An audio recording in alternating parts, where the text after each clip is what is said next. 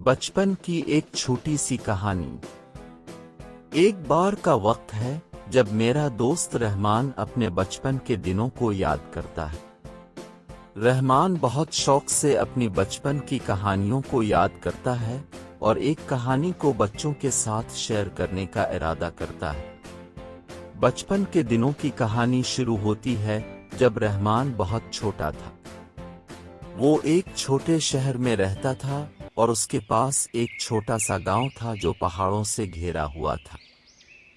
रहमान को छोटे गांव में अपने दोस्त बनाने का बहुत शौक था।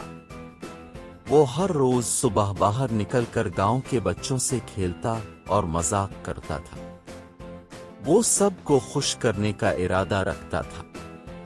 एक दिन रहमान को एक छोटा सा किताब मिलता है जिस पर दोस्ती की अहमियत लिखा होता है। रहमान बहुत खुश होता है और किताब को अपने साथ लेकर गांव के बच्चों के पास जाता है। रहमान किताब को पढ़ता है और सबको बताता है कि दोस्ती क्या होती है और क्यों ये बहुत अहम होती है। सब बच्चे किताब की बातों को सुनकर खुश होते हैं और एक दूसरे के दोस्त बन जाते हैं।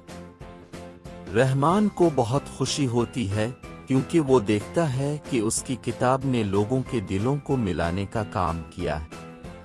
वो खुद को बहुत खूबसूरत महसूस करता है। बचपन की इस कहानी से रहमान को याद आता है कि दोस्ती और मोहब्बत हमारी जिंदगी में बहुत अहम होती है।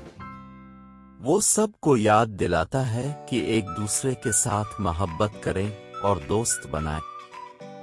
बचपन की इस कहानी से हमें ये सबक मिलता है कि दोस्त बनाना बहुत अहम है